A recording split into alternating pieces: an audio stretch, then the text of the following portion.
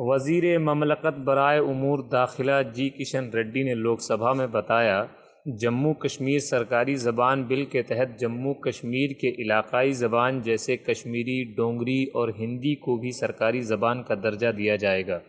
جہاں صرف اردو اور انگریزی کو یہ درجہ حاصل تھا۔